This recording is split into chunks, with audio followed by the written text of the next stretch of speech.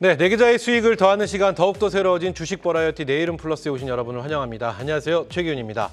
자, 주식 버라이어티 내일은 플러스, 여러분의 계좌에 수익을 더해주는 이 시간, 다양한 정보와 알찬 내용, 꽉 찬 재미를 모두 모아서 출발해 볼 텐데요. 한국경제TV 최고의 전문가 16명이 어디에서도 들을 수 없는 날선 시장 이야기와 우리 시장의 가장 핫한 이슈까지 버라이어티하게 준비하였습니다. 자, 수요일 이 시간, 수요일을 책임져줄 네 분입니다. 우리들은 이분들을 주식계의 장인이라 부릅니다. 수요일에 김병전, 이동근, 그리고 박한필 신학수 파트너 함께합니다. 안녕하세요. 네, 반갑습니다. 반갑습니다. 네. 반갑습니다. 오늘은 저희가 좀 특별한 시간을 준비해 봤습니다. 오늘은 시장에 대한 거침없이 얘기해 주시는 주식계의 장인 네 분의 합의 주식 경력이 100년이 넘습니다. 네 분의 합의 주식 경력이 100년이 넘기 때문에 아마 이 네 분이 오늘 해주는 거침없는 이야기들이 우리 시청자 여러분께 큰 도움이 되지 않을까라는 바람을 갖고 오늘 또 좀 출발을 해보도록 하겠습니다. 자, 그래서 오늘 특별히 수요일에 박한필 대표는 화요일에 팀이신데 이 100년이라는 숫자를 맞추기 위해서 박한필 대표를 또 특별 게스트로 저희가 이렇게 오늘 모셨습니다. 오늘 큰 활약 부탁드리면서 자, 먼저 오늘 시장에 대한 관전평으로 출발해 보도록 하겠습니다. 먼저 신학수 대표님, 오늘 시장 어떻게 보셨는지 굉장히 궁금한데요. 네. 글로벌 증시가 다 좋았습니다. 네. 우리 증시만 굉장히 힘든 모습이었거든요. 오늘 하락 요인은 어디 있다고 보시는지와 함께 오늘 시장에 대한 관전평으로 출발해 보겠습니다. 막내시니까 먼저 여쭤보겠습니다. 그러네요. 네, 알겠습니다. 저는 아직까지는 바닥을 확인하고 있다라고 판단을 하고 있습니다. 물론 이제 많이 내려 있는 그런 상황이지만 결과적으로는 뭔가 반전에 대한 포인트와 이슈를 찾지 못하고 있다라고 생각이 들고요. 현재의 시장이 그렇잖아요. 많이 내려 있는 그런 상황이니까 반등을 했었고, 반등한 부분에서 오늘 같은 경우에는 반등에 대한 반락.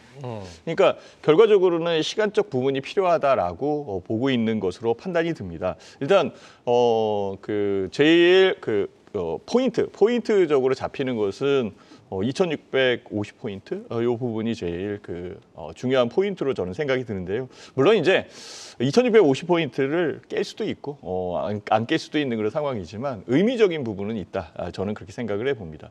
오늘 거래량 4억 4천만 주 거래된 그런 상황이고요. 거래 대금은 7조 8천억 이 정도 되는데 이 7조 8천억 중에서 매일 반대 매매로 나가는 금액이 5천억 정도 나오고 있는 그런 상황이기 때문에 두렵다라는 거죠. 시장 전체적인 부분에서. 그래서 아침에 올라온다라고 하더라도 이후장을 담보를 할 수 없는 그런 상황. 그러니까 네. 시장 여건에서 올라온다 아니면 반전한다라는 부분을 얘기할 수 없는 그런 상황으로 판단이 들어요.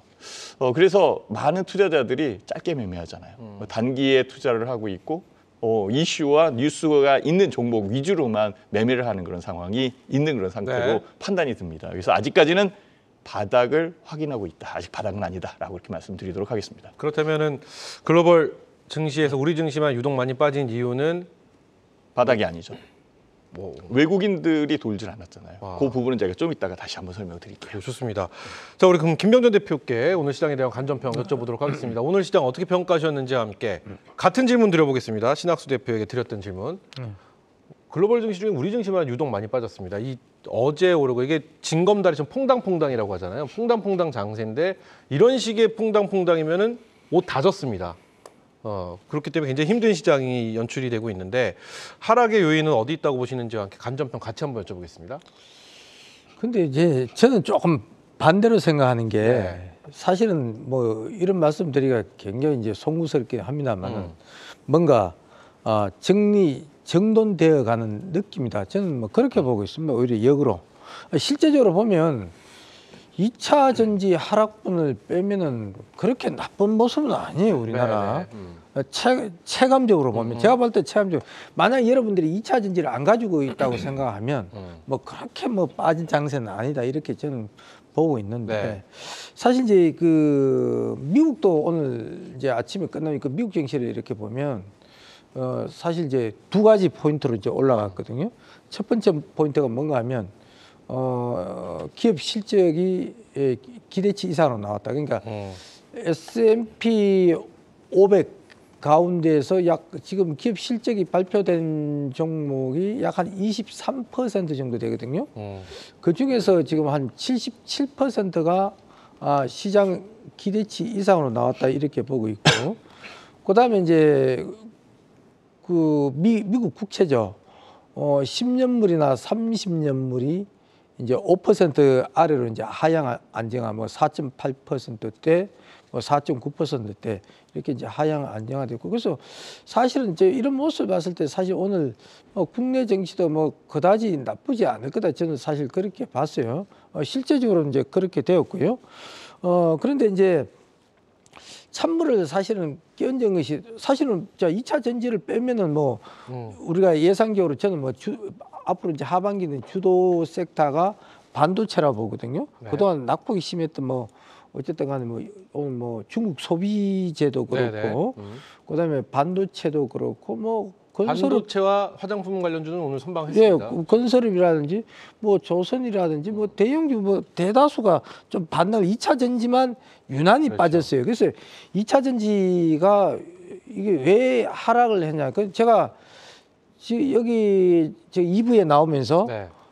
제가 한 3주 전부터 빨리 2차 전지를 매도하는 것이 좋다고 말씀을 드렸습니다. 아마 그때 제가 욕을 좀 얻어 먹었을 거라고 좀 생각은 합니다. 사실은 100만 원대 그 내려가기 시작할 때.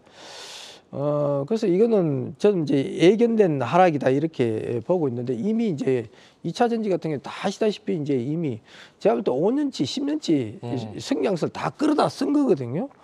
그것도 그렇지만 지금 어떤 얘기가 나오는가 하면 이제 2차 전지에 대해서 좀 이따 이야기할게요. 네, 잠시 후에 저희가 오늘 또 이슈를 2차 전지 다뤘으니까 예, 2차 좀 전지 이따 이야기할 얘기는 거죠. 자세히 그래서 얘기하고, 네. 하여튼 전반적으로 이야기하면 이제 결론적으로 이야기하면 2차 전지만 딱 빼면은 네. 그다지 저는 나쁘다고 생각되지는 그래요? 않습니다. 좋습니다. 자, 그렇다면 박한필 대표님은 어떻게 보시는지 우리 시장이나 관전평 볼 텐데요. 우리 시장의 기본적인 좀 체력이 굉장히 약한 것 같습니다. 국내에 어떤 모멘텀이 없다 보니까 꼭 뭐라고 할까요? 바람 앞에 서 있는 촛불처럼 글로벌 증시에서 미국에서 조금 바람만 불면 우리 증시의 그 여파가 굉장히 크게 오고 있는 것 같다라는 체감이 좀 드는데, 오늘 우리 시장 어떻게 평가하시는지와 함께 하락 요인은 어디에 있다고 보시는지 같은 질문 드려보겠습니다. 일단 좀 안타까운 게 이제 이 수급이 묘하게 그 꼬이는 현상이 다발적으로 좀 벌어지지 않았는가 생각합니다. 물론 이 금리가 올라가면은 이제 주식보다는 채권의 금리가 좀 매력적이고 해서 지금 뭐 5% 이자, 제가 오늘 이렇게 이제 물어보니까 대략 한 5%, 6% 정도의 이자를 정기예금에서 받을 수 있다. 미국 국채 투자에도 한 5%, 6% 받거든요. 그러니까 이게 이제 뭐 굉장한 높은 이자고, 그래서 이게 지금 뭐 흑자를 내지 못하는 원리금을 상환할 수 없는 수준의 이익 단계에 있는 기업은 이제 매력이 확 떨어진 거고, 또 하나는 이제 이 공매도가 지금 올해 코스닥이 연초에 공매도가 2조 7천억이 잔고였다고 하더라고요. 네. 근데 이 9월 말에 잡으니까 6조 7천억. 그러니까 무려 4조 원이나 는 건데, 그 중에서도 9월에만 유럽계 투자가들이 3조 7천억을 때렸다고 합니다. 이 유럽은 지금 뭐 프랑스계나 영국계 이런 쪽은 우리나라에 매도하면은 기존에 갖고 있는 주식이 아니라 대부분이 공매도인 것 같아요. 네. 근데 이거를 막 9월에 대량으로 매도하면서 제가 보기에는 에코프로에서 당했던 어떤 쇼커버링 이런 것들을 좀 안가품하고 있지 않나 이런 느낌까지 드는데, 하여튼 이런 대량의 공매도 사태와 또 최근에 그 키움증권의 이제 이번에 영풍 제지 문제로 해서 미수금 또 신용에 대한 청산 부분이 급속 이루어지고 있는 것 같습니다. 잠깐 자료를 잠깐 보겠습니다. 여기 HTS 자료를 좀 봐주시면 네. 이게 지금 9월 14일을 기점으로 해서 신용이 한 20조 한 2, 3천억대 있던 게 지금 불과 한 3주일 만에 17조 6천억까지 대략 한 2조 5천억 가까이 청산이 됐습니다. 여기에다가 공매도가 한 3조 정도가 나왔다 이렇게 생각하면 지금 하루 거래 대금이 6월에 코스닥이 26조까지 갔었거든요. 근데 지금 거래 대금 6조 왔다 갔다 합니다. 6조 거래되는 장에 신용 청산과 공매도를 때렸으니, 자, 그래서 이제 보통 우리가 공매도에 대해서 이제 뭐 반론을 제기하면은 대부분 뭐 감독 당국이나 이런 데서 뭐라 그러느냐, 신용의 레버리지를 쓸 수 있으니까 공매도도 칠 수 있어야 된다 이렇게 이야기를 하는데, 신용을 잡아놓고 공매도만 때릴 수 있게 해놓으니까 거래량도 거래대금도 축소된 거예요. 그래서 이거는 이제 좀 어떻게 보면 시장의 어떤 수급에 있어서 공평성은 조금 이제 상실된 구간인 거죠. 물론 키움에서 이제 이번에 영풍 제지 때문에 이렇게 돌발적인 상황이 나와서 공매도들은 지금 어떻게 보면 땅 짚고 헤엄치는 장사를 하고 있다. 그 중에서 이제 다른 업종까지 약간 피해를 주는 것은 아마 2차 전지가 이제 대폭 폭락하면서 2차 전지가 어쨌든 코스닥이나 코스피에 시총 상위권에 있다 보니까 그 프로그램 매물이 베스킷으로 나오면서 다른 업종까지도 영향을 미치고 있는 것 같아요. 그래서 뭐 이렇게 멀쩡한 업종도 상승폭이 축소되거나 막판에 이 뭐 대량 매도가 나올 때 프로그램 매도에 섞여가지고 마이너스로 전환하면서 지수를 무너뜨리는 이런 게 있는 것 같아요. 그래서 이제 이 부분은 진짜 수급이 완전히 한쪽은 양발로 뛰고 한쪽은 외발로 뛰고 있다. 지금 이제 그런 상황이 묘하게 만들어져 있다. 예, 이렇게 봅니다. 말씀만 들어보면은 앞으로 어떻게 쳐나가야 될지 좀 암담하긴 합니다. 말씀을 들어보니까 잠시 후에 또 뭐 답변을 드릴까요? 네, 전략에 대해서 또 저희가 또 여쭤볼 테니까 그때 알겠습니다. 좀 활용해 주시면 될 것 같고요. 자, 우리 이동근 대표께도 오늘 시장에 대한 관전평 여쭤보도록 하겠습니다. 오늘 우리 시장 어떻게 보시는지 함께 한 줄로 평가해 주신다면 어떤 평가를 내릴 수 있을까요? 이동근 대표님? 글쎄요, 뭐 일단 저는 울려는 시점에 뺨 맞았다 이렇게 이제 그 한 줄로 이렇게 달아봤는데요. 사실 이제 시장 얘기를 좀 하면 시장이 약한 거는 뭐 우리도 잘 알고 있습니다. 지금 왜 시장이 안 올라가고 빠지고 이렇게 되는지는 알고 있습니다. 일단 이제 미국 쪽에서 더 빠지라고 얘기를 하고 있지 않습니까, 파월이. 파월 연준 의장 같은 경우는 경제 간담회에 나와서 하는 얘기가 미국 경제가 좋으니까 성장률이 1%대까지 떨어져야 된다 이렇게 얘기하고 있는데 네. 실질적으로 신흥국 같은 경우에는 올라갈 수가 없는 그런 상황이죠. 긴축에 대한 내용들이 풀지를 않았고 그다음에 여기에서 이제 우리가 통제할 수 없는 변수가 지정학 변수인데 그 지정학 변수 한 개도 버거운데 두 개가 지금 현재 진행되고 있지 않습니까? 그래서 뭐 솔직히 뭐 민간인들 피해만 좀 없으면은 싸우든지 말든지 이렇게 말하고 싶지만 현재 그게 이제 진행이 지금 되고 있는 상황이고 여기에 이제 국내 시장에서 좀 중요한 내용들이 있습니다. 제가 계속해서 개인 유튜브 방송에서 말씀드리고 있는 내용들이 있어요. 외국인들이 왜 안 들어오냐 이거예요. 물론 이제 환율이 올라간 부분들도 있지만 외국인들이 연초에 이미 슈팅을 쳤습니다. 1월 달부터 해서 7월 달까지 삼성전자를 12조 7천억 정도 샀거든요. 그리고 10월 달까지 13조 5천억 정도 삼성전자만 매수를 했어요. 그러면 나머지 종목들은 어떻게 되느냐면 5에서 6조 정도 매도를 했단 말이에요. 그 외국인들이 왜 그렇게 했는지 우리가 좀 이해를 해볼 필요가 있습니다. 앞에 말씀드린 긴축이나 지정학 리스크 이런 내용들도 외국인들이 보고 있거든요.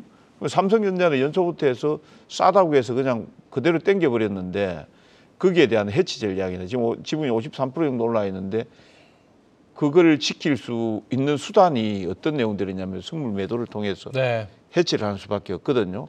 그러니까 여러분들이 보시면 수급 동향 보시면은 외국인들이 계속 그렇게 하고 있어요. 그러다 보니까 전체적으로 이제 시장 자체가 약세권이다 이렇게 이제 보시면 되겠는데, 그럼 아까 제가 이제 이슈를 여러분들한테 화두를 던진 게 긴축하고 지정학하고 수급하고 이렇게 했는데, 긴축은 어차피 연준이 내년도 돼야 풀 것 같고요. 지정학 리스크는 언제 풀릴지 솔직히 저도 모르고 여러분들도 모릅니다. 그러면은 결국은 이제 풀릴 수 있는 거는 수급에 대한 내용들인데 외국인들이 사러 언제 들어올 거냐 이거예요. 잠시 차트 한번 좀 보여드리겠습니다. 코스피 지수 차트를 여러분들이 한번 보신다고 하면 잠시 한번 좀 보여주시기 바랍니다. 이게 월봉입니다. 네, 코스피 월봉이죠. 네, 코스피 월봉입니다. 이게 파란 선이 뭐냐면은 120개월선이에요. 제일 먼저 이게 외환위기가 왔을 때고 이게 거꾸로 밑으로 내려갔다가 안정화되는 시간 걸렸죠. 그다음에 여기가 이 금융위기 왔을 때입니다.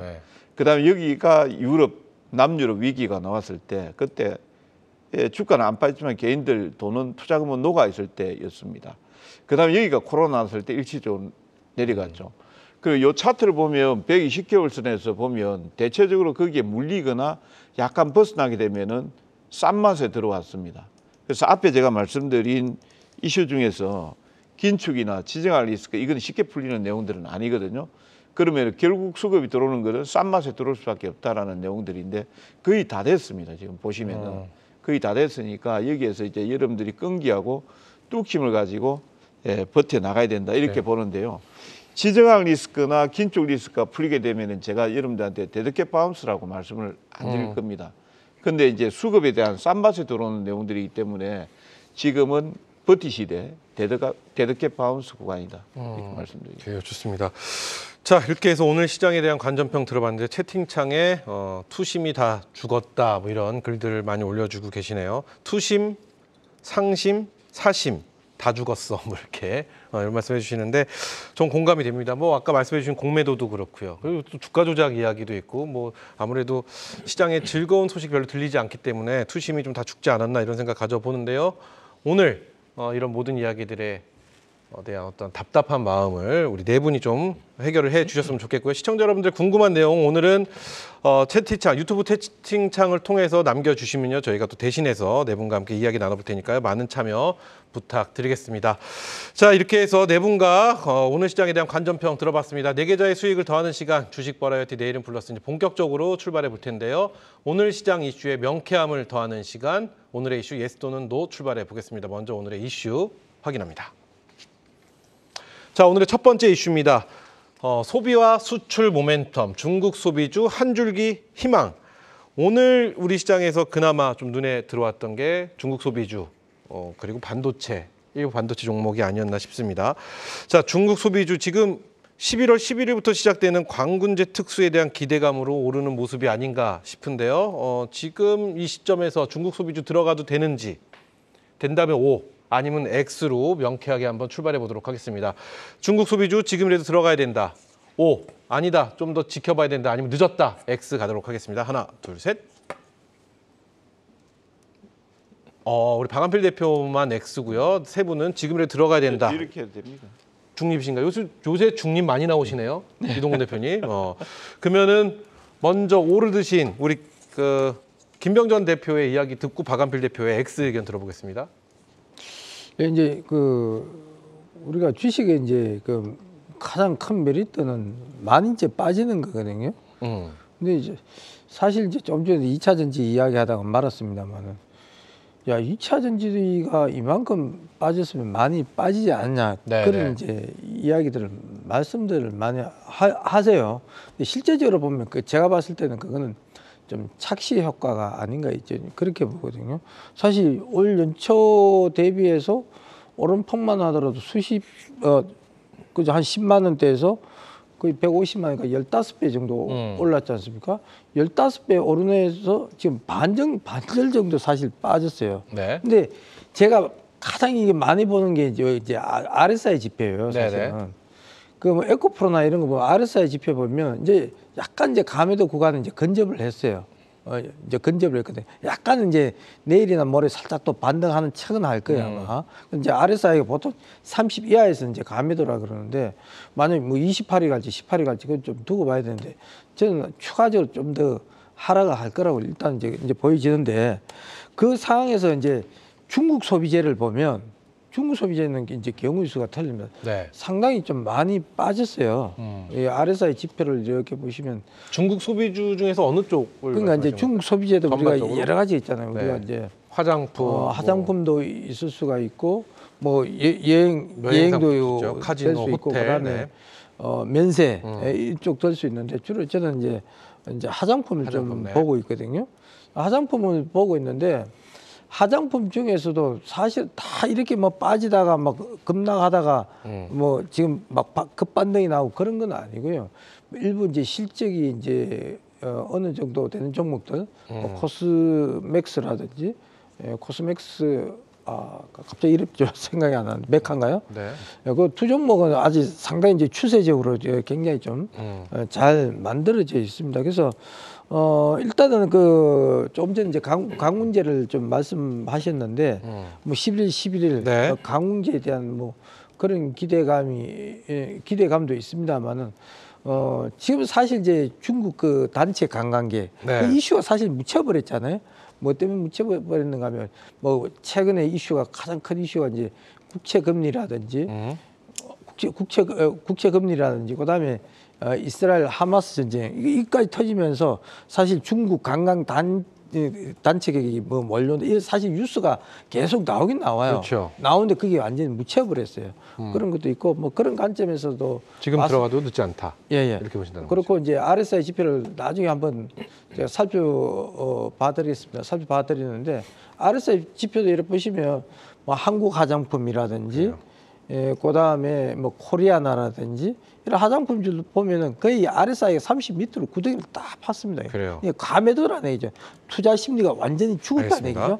얘기죠. 그런 관점에서 보면 뭐 중국 소비재 지금 봐도 늦지 않다 저는 그렇게 생각하고 있습니다. 좋습니다.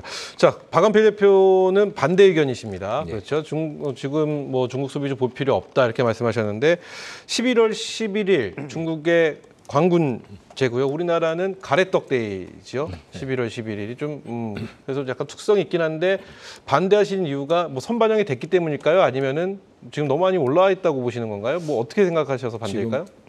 최근에 좀 올라오는 게 뭐 코스메카 코리아라든가 클리오나 네. 이제 이런 종목 신고가 달리고 있거든요. 근데 네. 그거는 이게 보면은 그 전에 이미 고점 통과하면서 미국이나 이제 아시아 시장, 중국에서 좀 고전해도 새로운 시장 개척에 따른 어떤 실적과 OEM, ODM의 이제 이런 경쟁력 때문에 상당히 매력으로 이제 올라가는 흐름이 나왔는데 이 뭐 호텔 신라라든가 뭐 파라다이스나 이런 거는 이번에 그 국경절 연휴가 있었습니다. 광군제 앞서서. 근데 거기에서 뭔가 기대감을 유발하는 것 같다가 그냥 폭락을 해버렸습니다. 그러니까 그만큼 굉장히 조심스러운데 그래요. 광군제 기대감으로 최근에 또 며칠 올랐거든요. 지금 쫓아가서 과연 얼마의 어떤 이제 이익을 거두고 그랬었겠네요. 또 차익 매물에 또 두들겨 맞았을 때 리스크가 있기 때문에 그래요. 꼭 2단계에서 쫓아가야 될까? 광군제 이야기 나오면서 장이 폭락할 때 이쪽으로 피신하는 것 같은 느낌을 주는 현 상황을 봤을 때는 좀 조심스럽지 않나 이제 그런 정도로 말씀을 드리는 것이고 뭐 이게 안 된다 이런 뜻은 아닙니다. 네, 충분히 이해했습니다. 자, 그럼 신학수 대표는 중국 소비주 지금 네. 봐도 된다, 지금 봐야 된다 이렇게 말씀하셨어요. 지금이라는 표현이면 네. 당장이라는 얘기거든요. 네네. 그렇다면 봐야 되는 이유 짧게 한번 들어보면서 어느 쪽을 봐야 될까요? 왜냐하면 중국 소비주도 굉장히 광범위하거든요. 네, 맞습니다. 네. 저는 일단은 현재 시장에서 현재의 자금이 이동할 수 있는 섹터에 대한 부분이 너무 적다라는 네. 그런 생각이 듭니다. 특히 이제 이슈에 대한 부분과 뉴스에 대한 여건으로만 움직이거든요. 최근에 움직인 종목도 가만히 보면 사우디 관련되어 있는 종목들 이런 쪽 뉴스에 나오는 쪽만 좀 올라왔었잖아요. 지금은 광군제라는 이슈가 남아있고 그 기대감은 있다라는 거죠. 그 기대감에 의해서 주가가 올라올 수 있는 여건에 화장품 주식이 있는 거죠. 지난번 국경절인가 이때 단체 관광객 허용돼가지고 많이 온다라고 생각을 했지만 정말 많이 안 왔어요. 네, 서울은 텅텅 비었고 진짜 제주도의 일부 호텔만 지금 그러니까 차 있는 그런 여건이었었거든요. 그만큼 빗발했었던 그런 상황이죠. 요번 그러면 춘절 관련되어 있는 부분도 빗발할 수 있어요. 네, 그렇지만은 단체 관광객 관련되어 있는 부분은 와서 비행기를 타고 와야 되는 그런 상황이고 지금 뭐 광군제열 같은 경우에는 인터넷이나 아니면 그 관련되어 있는 여건의 그 그러니까 그 소비 제품들이죠. 이런 쪽을 판매하고 살 수 있는 그런 여건은 분명히 있어요. 그래서 조금은 더 손쉽다라는 그런 생각이 들어요. 그래서 이슈는 있겠구나라는 네. 생각이 들고요. 실제적으로는 현재 시장이 그렇게 녹록하지 않은 그런 상황이기 때문에 얘를 사라 저거를 사라 이렇게 얘기할 수는 없는 그런 상황일 거고요. 사실은 뭐 현금 위주로 해서 움직이는 짧은 전략이 좋겠죠. 그렇지만은 이슈는 남아 있다라는 거예요. 저는 그 부분에 어필을 하고 싶은 거죠. 자, 그러면 어떤 업종, 그러니까 화장품에서 어떤 업종이 좋은가? 이거 굉장히 중요한데요. 화장품 관련되어 있는 부분에서는 지금 추세가 살아있는 것, 그쪽 보면 코스메카 코리아, 네. CNC 인터내셔널, 그다음에 아이패밀리 SC 이런 쪽은 지금 살아 있어요. 근데 살아 있다라는 것은 그만큼 주가가 내리지 않았다라는 거거든요. 추세 부분에서 조정이 있는 거지 저점이 이전 저점보다 내려와서 하락 추세다 이렇게 얘기할 수는 없어요. 그런데요, 에스테틱 관련되어 있는 종목들은 의외로 많이 내렸어요. 에스테틱 관련되어 있는 부분이 의외로 많이 내린 그런 상황이니까 내린 부분에서 반등하고 반전할 수 있다라고 저는 판단이 듭니다. 그래서 클래시스나 비올 아니면 하이론이 이런 쪽도 봐야 되는 거 아닐까 이 생각이 듭니다. 좋습니다. 자, 그렇다면 이제 이동웅 대표님은 중립입니다. 지금 사야 될지 말아야 될지 이게 중립이 어떤 의견이신지 굉장히 궁금해집니다. 그냥 단타 치는 것 같은데요. 아, 그냥 단타. 예, 단기 매매하는 것 같습니다. 예, 지금 이제 사실 뭐 광군제 전 오늘 중국 쪽 올라간 것도 몰랐습니다. 아무리 퍼시픽 올라간 거는 봤습니다만 네. 실질적으로 뭐 아까 한국경제 딱 오니까 자막에 광군제 이렇게 나오더라고요. 그렇죠. 저는 그거 보고 알았어요. 근데 실질적으로 그 뭔 말이냐면은 그만큼 이제 광군제에 대해서 이전에 이제 우리가 그랬죠. 광군제 하면은 그때 뭐 중국에서 한 번 클릭하면 매출이 1억씩 올라가고 뭐 100억씩 올라가고 이렇게 하면서 그때 뭐죠? 그 왕구 업체들이라든지 이런 쪽에 우리가 막 마스크팩 그런 시절은 지금 아닌 것 같아요. 지금 이 시장이 워낙 좋지 않다 보니까 대체제를 찾았던 것이고요. 중국이 경제 성장률을 발표했는데 4.5%에서 4.9가 나왔거든요. 네. 예, 거기에 따른 영향, 중국의 소비가 조금 늘어나지 않을까. 근데 그 전에 중국의 경제 성장률이 6.3에서 내려왔다라는 것도 조금 기억할 필요가 있고요. 단기적으로 이제 올라가려고 하면은 사실 이제 전체적으로 중국 소비주가 간다라는 거는 네. 전체 뭐 아모레퍼시픽 대장 화장품하고 그다음에 호텔 신라, 파라다이스 이 삼형제들이 가야 되잖아요. 근데 그거 같은 경우에는 개별 종목들이 투기적으로 올라가니까 그게 거꾸로 움직이는 이런 네, 네. 양상이기 때문에 제가 단기 매매다 단타다 이렇게 말씀드립니다. 좋습니다. 자, 이렇게 해서 첫 번째 이슈입니다. 소비와 수출 모멘텀 중국 소비주 한 줄기 희망이라는 이슈를 갖고 얘기해봤는데요. 중국 소비주에 대해서 좀 더 뭐 하실 말씀 있으시면 추가적인 이야기 들어보고 없으시면 다음 이슈로 넘어가도록 잠깐 아까 제가 이제 화장품 그림 제가 차트 잠깐 그러시죠. 네. 잠깐 이제 보여드리려고 하는데 제가 이제 왜 자꾸 RSI를 강조하는가 하면 어떤 종목일까요? 지금 보여주시는 그러니까 게? 예를 들어서 이제 몇 가지 종목을 제가 보여드릴게요. 네. 지금 코스맥스 이런 것들은 실제적으로 보면 굉장히 살아있는 종목이거든요. 네, 네. 뭐 이런 것들을 보면 공통점이 뭔가 하면 코스메카 코리아도 그렇고 이런 거는 가매도권이 아니에요.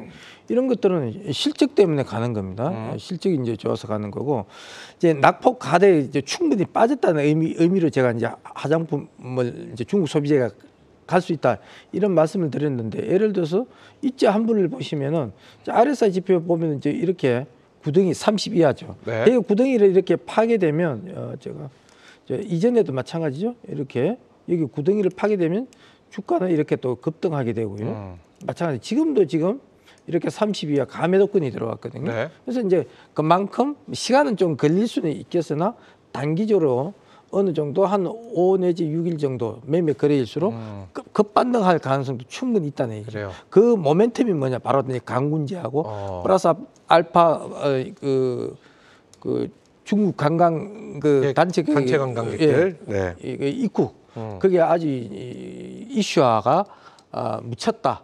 이제 그런 두 가지 관점에서 보면 충분히 이제 중국 소비자 화장품주는 뭐 오를 때가 됐지 않냐 이렇게 보고 있습니다. 좋습니다. 자, 이렇게 해서 중국 소비주 관련된 이야기 나눠봤는데 채팅창 보도록 하겠습니다. 채팅창에 저희가 오늘 종목 상담은 이 시간 통해 도와드리지 않는데 업종이나 섹터 위주로 좀 이야기를 해보도록 하겠습니다. 지금 늦은 밤 수고하십니다. 이렇게 글을 남겨주셨는데 제약바이오, 악재는 다 나왔는지요?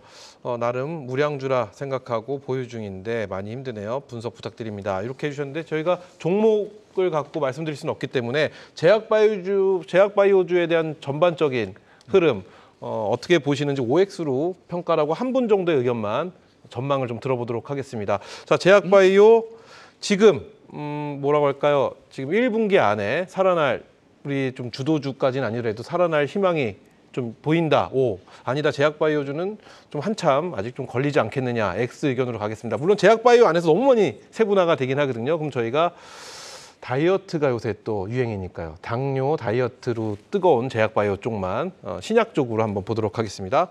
오, 하나, 둘, 셋. 헷갈리네. 두 분이 오고 두 분은 중립입니다.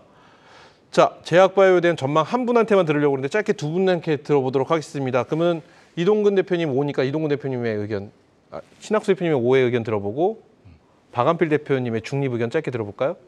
그렇게 하면 되겠죠? 네, 신학수 대표님, 제약바이오 어떻게 전망하고 계실까요? 네, 일단은 제약바이오 자체적인 부분에서 많이 내렸어요. 그거는 어쩔 수 없어요. 물론 다른 종목들도 많이 내렸는데요. 다른 종목이 많이 내린 부분에서 성장성을 부여해 줄 수 있는 부분은 적습니다. 네. 지금 광고제 얘기 나오는 것도 이슈에 대한 부분이거든요. 화장품 주식이 굉장히 좋아하고 좋고 성장성에 대한 부분보다는 이슈에 대한 부분이 나왔기 때문에 움직이는 그런 상황이겠죠. 제약바이오는 저는 그렇게 보고 있습니다. 제약바이오는 성장성이 분명히 있는 그런 종목이다. 다만 현재의 가격 대역에 그리고 현재의 이 주가 그 자금 흐름, 그러니까 유동성에 관련되어 있는 부분에서는 약간 부족함이 없지 않아 있다라는 거죠. 그래요. 다만 이 성장성에 대한 부분은 어느 정도까지 부여해 줄 수 있느냐, 이게 제일 중요한데요. 모멘텀은 분명히 있는 것 같아요. 그것은 셀트리온 헬스케어, 셀트리온 제약, 그러니까 셀트리온과 셀트리온 헬스케어의 합병, 요 부분에서 일단은 포문을 열었습니다. 그것이 좀 그렇죠. 마중물의 역할을 좀 해줄까요? 그 포문은 열었습니다. 그리고 삼성 바이오로직스에 대한 부분에도 이슈에 대한 여건이 들어오는 상황이고, 이 부분이 들어온다라고 한다면 결국은 제약 전체적으로 확산될 수 있는 부분은 분명히 있다라고 저는 판단을 합니다. 그러면 지금 좀 모아가는 단계라고 저는 생각을 해야 될까요? 아니면은 좀 더 확인을 하고 들어가야 될까요?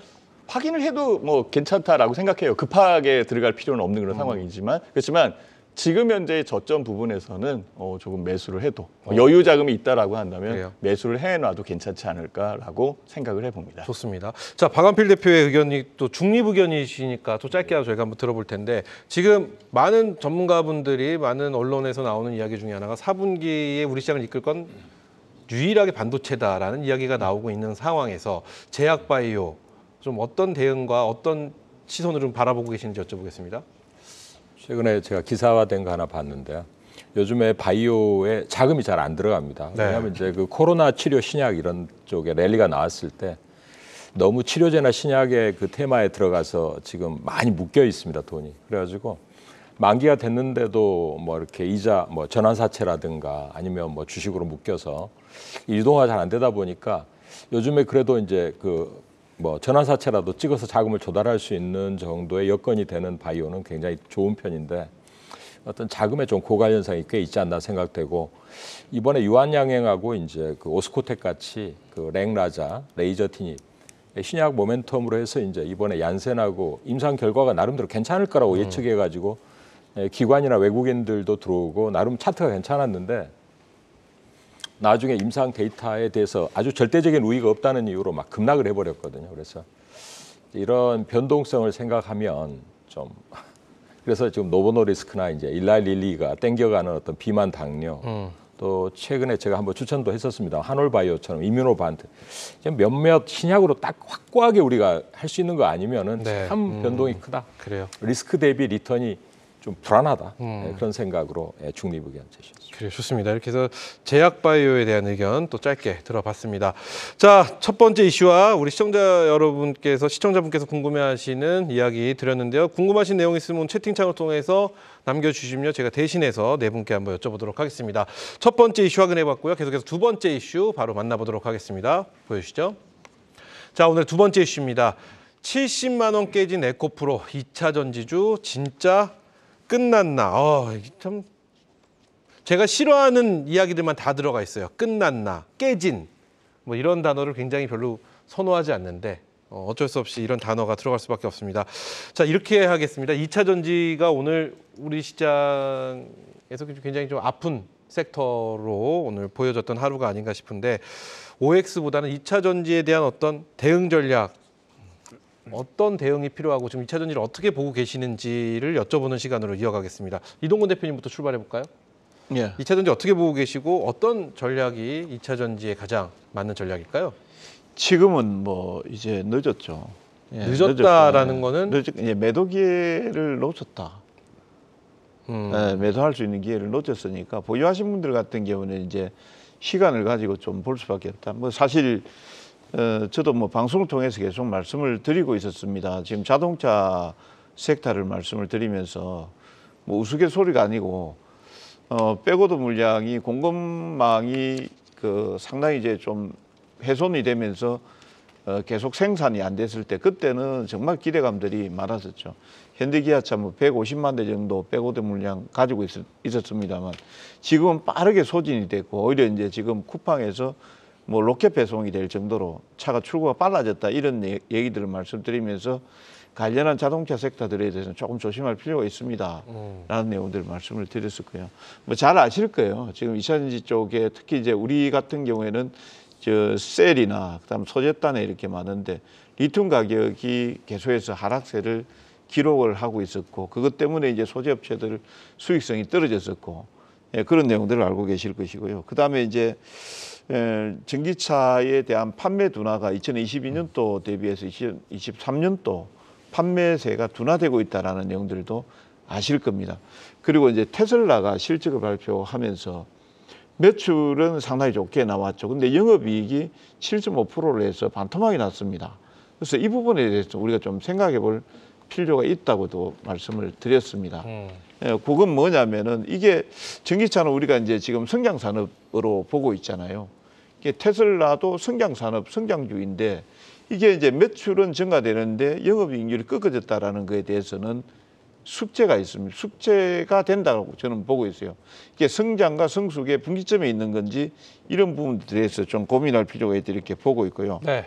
여기에 이제 정치적인 이슈, 내년 또 이제 미국 대선이 있으니까 바이든이 가냐, 트럼프가 가냐, 네, 이런 내용들이죠. 이런 내용들도 저는 좀 짚어 나갈 필요가 있고 여기에 이제 오늘 울려는 시스템에 뺨을 때린 쪽은 이제 GM 쪽입니다. 네, 그렇죠. 네, 정설 1년 동안 유예하겠다. 이런 내용들이 이제 나왔는데 그래서 이제 오늘은 이제 그것 때문에 이제 폭탄이 나왔는데 저는 좀 늦었다고 생각을 해요. 결국 이제 이게 회복이 되려고 하면 네. 저는 적어도 내년도 1월 달 내지 한 상반기 정도 좀 돼야 되지 않을까. 그래요. 예, 이렇게 보고 있습니다. 왜 그렇게 보고 있냐면은 전기차의 핵심은 판매고 보조금입니다. 예, 보조금의 지급에 대한 내용들이 지금 이제 보조금 집행이나 이런 내용들이 연말 되면 안 돼요. 연초에 이제 상당히 많이 접수를 받고 정부 쪽에서 나오거든요. 그래서 아마 그것까지 가려고 하면은 연초, 내년 초까지 조금 여러분들이 끈기 가지시고 지금 보셔야 된다. 예, 지금은 이미 늦었어요. 그래요. 에코프로도 늦었고, 포스코홀딩스도 늦었고, LG에너지솔루션도 늦었습니다. 좀 기다려야 되는 상황이다. 이렇게 말씀을 해주셨습니다. 박한필 대표님의 의견 짧게 또 들어볼까요? 2차 전지 좀 어떤 지금 대응이 왜냐하면 2차 전지를 보유하고 계신 분들이 굉장히 많이 계시거든요. 그렇기 때문에 많이들 좀 힘들어하실 것 같습니다. 2차 전지 어떤 대응 전략이 지금 시간에서 지금 현상에서 가장 현명한 방법일까요? 참 가슴 아픈 일인데 사실 한국이 이제 이렇게 미국의 공급망의 어떤 핵심적인 수혜로 떠오를 정도로 IRA에 대한 사실 기대감이 이제 주가에 많이 반영된 다음에 지금 뭐 에코프로 관련사들이 대충 시가총액이 뭐 많이 빠졌는데도 20조, 30조 뭐 이렇게 20조 원대 대체로 막 5조, 6조, 7조 이런 대체적인 수급의 어떤 이런 공급망 업체들이 우리나라에 포진하고 있는데 그 시가총액을 받쳐줄 만한 자금이 계속 들어오느냐. 네. 오히려 신용청산이나 매도 압박을 이기지 못하는 수급이 가장 현실적인 문제가 같습니다. 물론 뭐 퍼도 비싸고 모멘텀도 많이 약화됐지만 그래서 자생적 바닥이 나올 때까지는 사실은 우리가 미리 예단하기는 어려운 어떤 조정이 갑자기 막 돌발 악재들로 해서 나온 건데 어쨌든 전기차 시대가 도래한다는 게 분명하고 미국에서 나오는 이런 어떤 이제 아까 우리 이동근 대표께서도 이야기했지만은 바이든 대통령이 이제 대선에서 조금 불리한 여건들을 고려했을 때는 그런 것들에 의한 센티먼트 악화가 이제 시장에 어느 정도 반영돼서 이 주가가 좀 변동을 좀 줄여주는 구간이 와야 될 것 같습니다. 그나마 이제 제가 보기에는 이 2차 전지 섹터에서는 포스코 그룹 실적이 좀 받쳐주고 또 기본적인 다른 사업으로도 이제 수익을 좀 내면서 다변화하는 어떤 그러한 소재의 수직 계열화가 돼 있는 쪽에서 저점이 먼저 나온다면 그쪽이 그나마 조금 빠른 저점 진입은 가능하지 않을까. 근데 아직은 상당히 오늘 변동성을 보고서 저도 놀랐습니다. 이렇게까지 이렇게 모멘텀들이 순식간에 안 좋은 쪽으로 흘러가는지. 그래서 조금은 지금은 조심스러운 입장으로 좀 지켜보게 됩니다. 일각에서는 지금 2차 전지가 조정을 많이 받았잖아요. 그렇기 때문에 좀 모아가야 된다는 의견을 갖고 계신 분도 계십니다. 그 의견에 대해서는 박한필 대표님 어떻게 생각하실까요? 그러니까 이제 모아간다면 제가 어제도 이제 출연해서 포스코 인터넷 실적이 이제 좋게 나왔고 이 포스코 인터가 이제 뭐 흑연이라든가 뭐 또 이런 구동 모터 이런 사업들이 이제 새로운 다각화된 쪽이었고 포스코 에너지가 이제 어쨌든 포스코 인터내셔널하고 합병을 해서 상당히 이제 어떻게 보면 우회 상장한 케이스로 괜찮은데도 오늘 두들겨 맞는 걸 보고서 네. 이것은 센티먼트가 강한 섹터고 지금은 옥석 구분 없이 일단 내려앉고 있기 때문에 내려앉은 다음에 이제 그 조정을 이제 이렇게 먼저 누가 그 저점 라인을 하반 경직성을 확보해 주는가, 거래량이 좀 줄고 또 이 지금 신용의 어떤 청산 이런 게 좀 완화됐을 때 한번 들어가 보는 게 낫지 않나 이런 생각을 하게 됩니다. 결론은 좀 더 지켜봐야 된다라는 말씀이세요. 네, 오늘 모아가는 오늘, 전략보다는 좀 더 지켜볼 필요가 있다라는 말씀을 굉장히 돌려서 고급지게 이렇게 말씀을 해주셨습니다. 우리 김영준 대표는 2차 전지 어떤 개인적인 사견을 갖고 계시는지와 함께 어떤 전략 보유하고 계신 분들 어떤 전략이 가장 현명한 방법일까요? 현재 시점에서? 이걸 제가 이 3주 전부터 이거는 제 TV에 나와서도 2차 전지는 무조건 팔아야 된다고 말씀드렸어요. 저도 이제 개인 유튜브를 이제 8시 아침 8시 50분 다 하거든요. 거기서도 계속 제가 이제 팔아야 된다. 100만 원 이하 내려갈 때부터. 안 그러면 이게 이제 전략적으로 이거를 장기로 끌고 가시는 분들은 이제 뭐 고점 매도 저점 매수 하면서 이제 물량을 내려가는 방법도 있어요. 네. 그게 사실은 이론적으로 가능하지만 실제적으로 이제 쉬운 일이 아니잖아요. 그래서 제가 왜 이제 2차 전지를 지금이라도 이제 팔아야 된다고 생각하는가 하면 그거부터 제가 말씀을 좀 드릴게요. 첫 번째는 뭔가 하면 2차 전지에 대한 그 전기차 업황이 많이 바뀌고 있습니다. 네. 많이 바뀌고 있다는 건 뭔가 하면 그만큼 경쟁 상대가 많이 나타났다는 얘기죠. 많이 나타 보니까 앞으로 이제 전기차의 판매 가격도 출혈 경쟁할 가능성이 굉장히 많다는 얘기죠. 그럼 당장 또 2차 전지 배터리 가격에 또 영향을 또 미치기도 하겠죠. 또 GM 같은 경우 보시면은 그 향후 전기차 생산을 조금 어둡게 보고 있습니다. 네. 불투명하게 좀 판매 대수도 좀 생산 판매 대수도 좀 줄일 것이다 이렇게 얘기를 하고 있고 중국도 마찬가지. 중국도 이제 경기가 전반적으로 안 좋다 보니까 중국 인구가 상당히 10억이라는 인구가 되지 않습니까? 그래서 중국도 사실 전기차 판매가 생각보다 불황해서 좀 많이 팔리지 않고 있고, 그다음에 이제 테슬라 문제도 그렇죠. 예, 테슬라 문제도 뭐 가격을 다운시키다 보니까 영업이익이 내려가고 그렇다 보니까 배터리에 대한 그 가격대 하방 압력을 계속 받게 되는 거죠. 그래서 일단 무엇보다도 가장 중요한 내용 핵심은 이거예요. 너무 많이 올랐다는 얘기입니다. 너무 많이 올랐기 때문에 그래서? 지금도 충분히 높은 가격이다. 그래서 더 빠져야 된다. 기술적으로 보면 대단히 최소한 얘기입니다만 240선 깰 가능성도 매우 많다. 저는 그렇게 보고 있습니다. 그래요. 알겠습니다. 뭐 김영준 대표님의 의견 들어봤고요. 우리 신학수 대표님은 어떤 의견이신지 2차 전지에 대한 전반적인 견해와 어떤 대응 전략이 가장 필요할 때라고 보시나요? 그럼 잠깐만.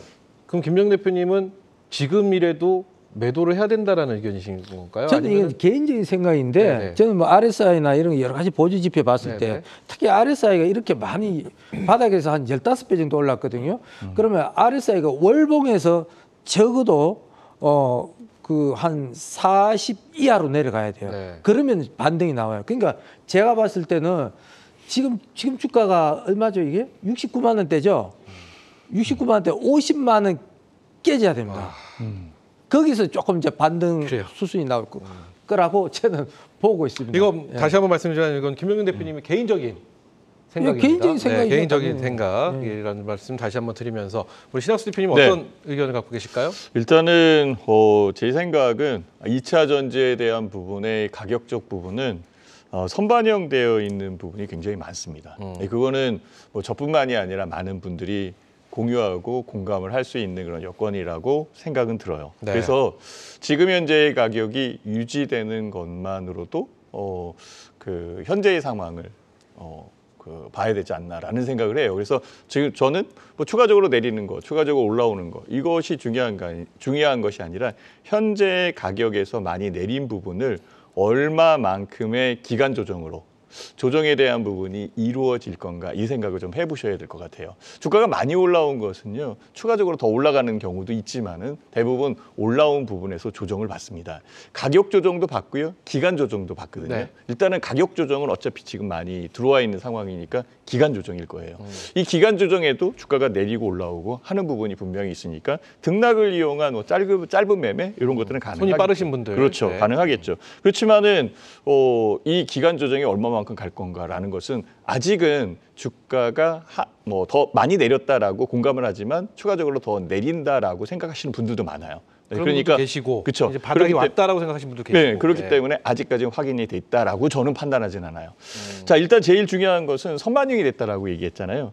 선구매된 것도 많아요. 전기차 선구매됐잖아요. 지금 전기차가 선구매되어 있는 부분에서 내가 갖고 있는 내연기관차가 지금 잘 움직이는데 뭐 이것을 없애고 전기차로 꼭 갈아타야 되나 이런 그 생각이 많이 줄었다라는 거예요. 보조금이 있다라고 하더라도 저도 마찬가지예요. 그 전기차로 갈아탈 타이밍이 있겠죠. 그렇죠. 그것은 순차적으로 하는 거지 깨끗한 차를 팔고 움직일 수는 없다라는 얘기죠. 그러니까 이것도 그 주가는 선반영이 된 것도 있지만은 구매에 대한 부분도 선구매가 됐다라는 거죠. 그래서 이게 조금 좀 힘든 그런 상황이고 그렇다면은 수요처에 대한 부분들이 지금 줄어든 그런 상황이잖아요. 근데 경쟁은 너무 치열해졌어요. 지금 중국의 이 캐틀, CATL 이쪽에서 이 리튬 인산철 배터리 이거 지금 굉장히 싸게 팔고 있는 그런 상황이거든요. 근데 거기에 인산철 배터리, 리튬 인산철 배터리에 대한 수입이 100%, 110% 네. 늘었어요, 우리나라가. 그러니까 그걸 사용한다는 그래요. 얘기예요. 그러면 경쟁이 너무 치열해지는 그런 상황이니까 저는 그렇게 생각을 해요. 현재의 2차 전지의 이 종목들, 현재의 가격을 얼마만큼 현재의 가격에서 유지하느냐, 이게 더 관건인 것 같아요. 그래요. 좋습니다. 자, 2차 전지에 대해서 왜냐하면 2차 전지 보유하고 계신 분 굉장히 많이 계시거든요. 그렇기 때문에 2차 전지가 오늘 많이 좀 빠지는 모습에 저희가 이슈로 담아봤습니다. 2차 전지에 추가적으로 나 좀 더 할 말이 있는데 못했다 하시는 내용 있으면 들어보고 없으시면 마무리 짓도록 하겠습니다. 오늘은 뭐 계속해서 저희가 이슈 얘기를 할 테니까요. 끝까지 저희와 함께 해주시기 바라겠습니다. 자, 이렇게 해서 네 분과 함께 오늘 우리 시장의 이슈 만나봤습니다.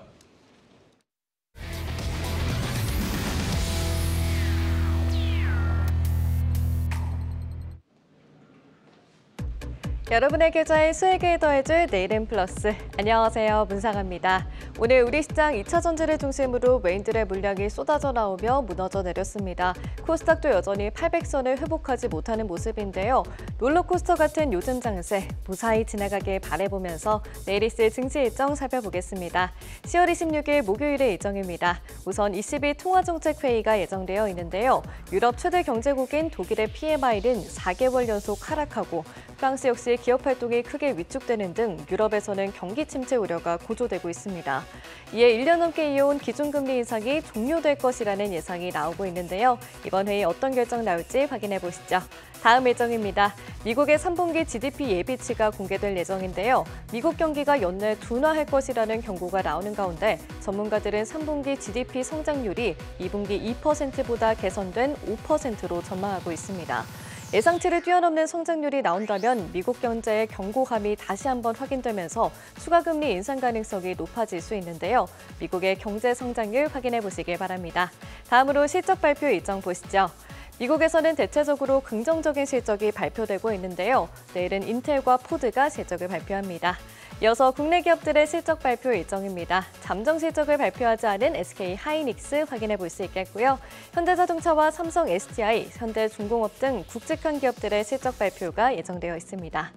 네, 이렇게 목요일에 있을 증시 일정 하나씩 살펴봤습니다. 이어서 유망 섹터에 대한 이야기가 준비되어 있는데요.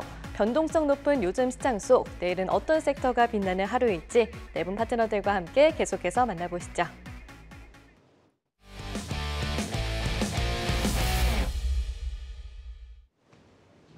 네, 네 계좌의 수익을 더하는 시간 주식 버라이어티 내일은 플러스 함께하고 계십니다. 이어서 오늘은 특별하게 네 분의 도합 주식 경력 100년이 넘기 때문에 우리 시장에 대한 전략, 전술에 관한 이야기를 좀 해봐야 될 것 같습니다.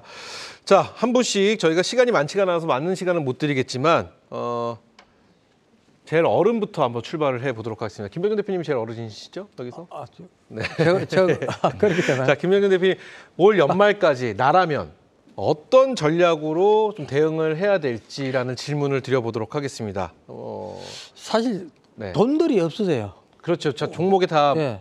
발목 잡혀 있는 상황이죠. 금방 2차 네. 전지도 이야기했지만 아마 많은 분들이 아마 2차 전지에 많이 이제 묶여져 있다고 이제 저는 그렇게 이제 보고 있는데 결론적으로 이제 보면은 이제 저는 반도체 섹터를 이제 봐야 된다고 봅니다. 전략적으로. 네. 그래서 이제 그 이유는 보면 이제 짧게 말씀드릴게요. 네네. 오늘 또 엔비디아가 PC용 그 칩 개발에 또 투자한다고 얘기 나왔죠. 그러면 당장 또 D램에 또 호황을 좀 누릴 수가 있겠죠. 그다음에 그 삼성전자 그 실적치가 3분기 나왔잖아요. 네. 예상치 기대치보다 좀 잘 나왔지 않습니까? 그다음에 4분기 내년 1분기 갈수록 삼성전자 영업이익은 늘어날 것이다. 네. 또 그다음에 마지막으로 DDR 가격 반등세 이걸로 보면 이제 반도체가 이제 주도 섹터가 될 거다. 그럼 이쪽으로 들어가야 되는데 네. 나는 돈이 없고 돈이 나는 없죠. 2차 전지에 묶였어. 그럼 자 예를 들어서 2차 전지에 나 묶였으면 나 어떻게 할 거냐? 네. 저는 그렇게 생각합니다. 저는 이건 뭐 제 개인적인 입장입니다. 네. 나라면이니까요. 따라하고 말고는 제 같으면 가감하게 잘라버리겠습니다. 2차 전지를. 예, 잘라버리고 주도 섹터가 될 만한 바로 반도체 이쪽으로 가감하게 이제 들어가는 전략을 선택하도록 하겠습니다. 예. 나라면 4분기에 지금 말씀하신 이런 전략으로 진행을 하겠다 말씀해 주셨습니다. 자, 그러면 이제 둘째입니다. 둘째가 박한필 대표님이시죠? 네. 맞죠? 맞죠? 여기서? 네. 이동근 대표님이신가요? 뭐 두 분이 거의 비슷하시군요, 연배가. 자, 그럼 박한필 대표님부터 여쭤보도록 하겠습니다. 나라면 네. 4분기에 이런 전략으로 가겠다. 만약에 현금의 비중이 한 5%에서 10% 정도 현금이 거의 없다라는 생각으로 어떤 전략과 전술이 가장 4분기까지 좋은 방법일까요? 지금 이제 뭐 현금들이 별로 없고 이렇게 주식을 갖고 있는데 많이 이제 평가손 상태에 있는 경우가 대다수가 있을 겁니다. 좀 덜 빠졌냐, 네. 더 빠졌냐, 또 반도체는 좀 약간 수익이 났냐, 아니면 뭐 최근에 사서 그냥 뭐 본전이냐 이제 그런 정도일 것 같은데 이 반도체는 꼭 그런 속성이 있습니다. 뭐 이렇게 쫓아가서 사면 못 먹어요. 이게 수익이 잘 안 납니다. 반도체는 묘하게 연속성은 좀 떨어지는 섹터고 특히 이제 대만 반도체 같은 경우가 최근에 이제 실적 발표했는데 예상보다는 좋게 나왔는데 이게 중국과 대만 관계에서 이제 대만 총통 선거 있거든요. 이게 좀 바이든 트럼프 대결하고 비슷하게 만약에 대만의 친중 정부 들어서면 대만 반도체 공급 라인 어떻게 될 건가 이것도 고민을 해봐야 됩니다. 물론 뭐 엔비디아도 최근에 보면 이제 헤드앤숄더가 나온다 이런 이야기까지 나오니까 자꾸 반도체도 항상 걱정하면서 가는 섹터인 거죠. 그래서 마음 놓고 가는 섹터가 만만치가 않기 때문에 특히 이제 파월 의장은 뭐 항상 후행적 지표 보면서 판단하겠다고 나오고 있고 이런 경제의 어떤 정책도 상당히 예단하기 어려운 부분이 있습니다. 그래서 저는 지금 여러분들이 갖고 계신 종목이 여러 개가 있다면 차라리 그중에 가장 자신 있는 비전이 있는 종목으로 압축을 해서 이 4분기에 좀 어려운 터널 구간을 잘 통과하신다면 반드시 올라갈 수 있는 비전과 확신이 있다 그러면 조금 압축을 해서 리스크 관리라기보다는 좀 이제 종목을 이렇게 압축해서 가는 전략. 그래서 가장 자신 있는 거 네. 여기에 투입을 하면은 심리적 멘탈도 그렇고 또 나름대로 통과할 때도 빨리 통과할 수 있고 지금은 누구나 다 자신의 어떤 심리적 멘탈이 많이 그래요. 위축되어 있을 수가 있기 때문에 네네. 그걸 현금화하는 것 자체는 바닥에서 굉장히 고통스러운 행위입니다. 그래서 그 정도로 저는 말씀을 드리고 싶습니다. 그래요. 말씀을 좀 정리하면 과감함이 좀 용기, 결단 뭐 이런 단어가 좀 필요한 어떤 전략이 아닌가라는 생각 들어봅니다. 자, 이어서 이동근 대표님께 여쭤볼 텐데 뭐 아까 박한필 대표님이 둘째라고 하니까 굉장히 좋아하셨어요. 자, 그렇다면 우리 이동근 대표의 4분기 나라면 난 이런 전략으로 갈 것 같다. 어떤 전략과 전술이 필요할까요? 그래서 좀 끈기가 있어야 될 것 같아요. 끈기가 필요하다. 어떤 지금 면의 끈기가 아까 제가 네. 저도 이차전지에 대해서 별로 그렇게 좋게 얘기했던 사람이 아닌데 지금은 이제 이미 다 끝나버려요. 상황이 끝난 건 아니지만 이제 상황이 그렇게 됐으니까 끈기를 가지고 가셔야 됩니다. 이게 주식이라는 게 사실 기업은 가만히 있어요. 가만히 있는데 우리가 시세를 보면서 움직이는 부분들이 있거든요. 그렇기 때문에 지금은 끈기가 필요하다라는 내용들이고 지금 이제 지수를 여러분들이 이제 보신다고 하면 사실 뭐 지수 저점에 대한 내용들, 고점에 대한 내용들 이게 예측하기는 어렵지만 네. 저는 지금 2,350포인트에서 2,300포인트 초반 정도 오면은 거의 저점권이라고 이렇게 보고 있거든요. 그러면은 저 같으면은 어떻게 하겠냐라고 하면은 네. 하이 리스크 하이 리턴 쪽으로 들어가는 게 하이 아니고요. 리스크 하이 리턴. 예, 그거는 견디기 힘들어요. 잘 맞추면 수익이 엄청나게 나겠지만 틀리면은 거의 그럼요. 힘들거든요. 네. 그래서 약간 안전한 종목, 안전한 건 없습니다만 그래도 여러분들이 재무 안정성이라든 이런 내용들이 나오는 종목 쪽에 그쪽으로 압축, 집중을 하는 게 저는 좀 낫겠다. 예, 그런 생각을 하고 있고요. 지금 이제 투자 전략을 짜면 종목 대부분 보면은 종목을 뭐 많이 좀 가지고 계시는데 가지고 계시면 그 중에서 좀 괜찮은 종목들은 여러분들이 잘 아실 거예요. 네. 예, 그쪽으로 좀 압축 집중을 하는 게 좀 낫지 않을까라는 생각을 하고 있고 사실상 저는 지금 자리에서는 저가권이니까 매수해서 좀 물려도 된다 이런 생각 갖고 있습니다. 그렇다면 대표님이 생각하는 그 괜찮은 종목이라는 거는 어떤 섹터 쪽인가요? 역시 반도체 쪽인가요? 뭐 반도체도 좋고요. 그다음에 지수도 좋고 지수 좋습니다. 좋고. 지수 쪽도 하나의 방법이 될 수 있겠네요. 예, 그렇죠? 그렇습니다. 좋습니다. 우리 이제 오늘 막내 어서 막내 소리 잘 듣기 힘드시잖아요. 네, 우리 신학수 대표님 딴 데 가면 제일 형이신데 오늘은 네. 도합 100년이니까요. 막내가 돼도 충분합니다. 자, 신학수 대표 나라면 4분기에 이런 전략과 전술로 시장에 대응하겠다. 나라면이라는 게 굉장히 중요합니다. 네. 저는 투트랙 전략으로. 투트랙 네, 어떤 투트랙 전략과 전략으로 어떤 전략일까요? 가고 싶어요. 네. 일단은 그 현재 시장에서 뭐 이슈에 대한 부분과 뉴스에 대한 부분들이 너무 지금 들어오고 있잖아요. 네네. 거기에 있는 종목들을 놓치기가 너무 아까운 거예요. 실질적으로 굉장히 급등하는 그런 부분이고 오늘도 움직이는 부분에서 잘만 매매하면 20% 30%가 또 올라오더라고요. 물론 이제 여기서 하이 리스크 하이 리턴이 나오는 그런 상황이죠. 그러니까 전적으로 이렇게 하면 안 된다는 거고요. 실질적으로는 매매에 대한 조율을 하기 위한 방편으로 그 감을 그러니까 감을 잃어버리지 않기 위한 매매다라고 이렇게 보시면 되고요. 실질적으로는 성장성, 안정성 이런 게 더 중요하잖아요. 네. 뭐 이 부분은 4분기에서 제일 화두로 작용할 거예요. 많은 패널들이 반도체 얘기하는데요. 다른 종목으로 넘어가기가 너무 힘들어서 그래요. 현재의 상황이 반도체가 다른 제일, 섹터로 넘어갑니다. 그렇죠. 네. 현재의 상황이 반도체가 제일 안정성 있고 성장성 있고 불안한 부분을 좀 이렇게 감해줄 수 있는 부분이 분명히 있지요. 저는 이 부분에 하나 더 포함시킨다면 반도체 업종 자체가 시총이 높아요. HPSP 같은 경우에도 3조가 넘거든요. 네. 그러면 결과적으로는 그 여건의 종목들은 탄탄하다. 그러니까 그러면 현재 가격 대역에서 HPSP 같은 경우는 상승하고 있는 상황이니까 쫓아서 네. 매매해야 되겠지만 이와 비슷한 종목들 중에 안 올라온 것들이 꽤 많습니다. 그래서 그 종목에 대한 부분을 노려야 되지 않겠느냐. 그래서 저는 낙폭과대에 관련되어 있는 핵심주, 저평가되어 있는 부분은 분명히 4분기 쪽에 반도체 담아가야 섹터 된다. 안에서 낙폭과대 종목을 반도체 찾을 것 같다. 섹터가 아니더라도 그거는 아니더라도? 괜찮아요. 그거는 좀 괜찮아요. 그래서 이제 투트랙 전략이라고 좀 말씀드리는 거거든요. 그래서 담아가는 전략적 부분이 필요한 그런 상황으로 저는 판단을 하고 있고요. 그다음에 이제 매매에 대한 섹터에서는 감을 잃어버리면 안 되니까 뭐 두고 있는다고 모든 게 되는 건 아니잖아요. 네, 네. 매매를 해야 되는 여건이 있어야 물린 종목도 팔 수 있거든요. 뭐 다시 매수를 하든 팔든 움직여야 되는 그런 여건이니까 정체되면은 하루 하다 보면 하는 사이에 그래요. 놓쳐버리는 그런 상황이 있어요. 그래서 4분기에는 네.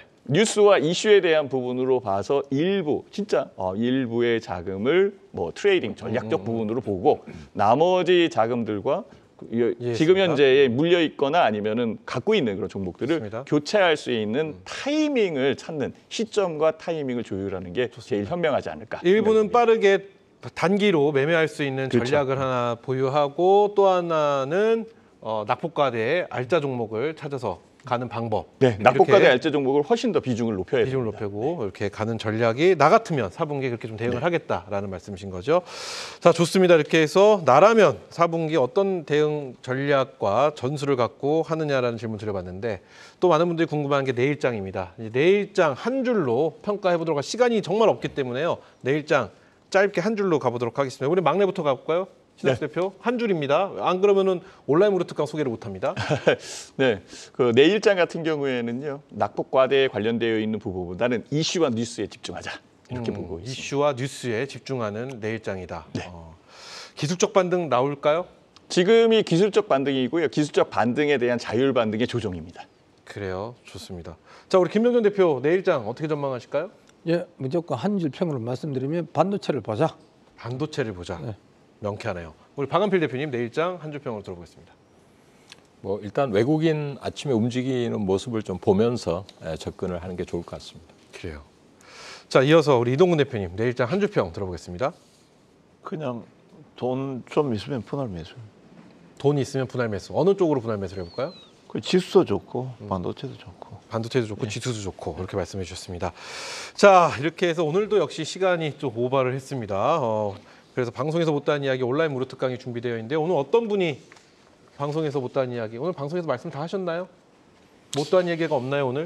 있습니다. 저 있거든요. 저 있는데 네. 내일 아침 그 8시 50분에 유튜브에 들어오시면은 네. 2차 전지를 왜 매도를 해야 되고 반도체를 사야 되는지 명확하게 말씀을 드리도록 하겠습니다. 그래요. 내일 있으시니까 저희가 뭐 따로 언급은 해드리지 않겠습니다. 자, 이렇게 해서 오늘 우리 시장의 이슈부터 대응 전략 그리고 내일장 전망까지 살펴봤는데요. 보다 깊이 있는 이야기는 온라인 무료 특강에서 해야 되는데 없기 때문에 내일 우리 김병전 대표의 시간 주목해 주시기 바라겠습니다. 자, 오늘 고생하셨고요. 네 분은 다음 주 수요일보다 다양한 정보 알찬 내용 꽉 찬 재미로 또 다시 인사드리겠습니다. 오늘 함께해 주셔서 감사합니다.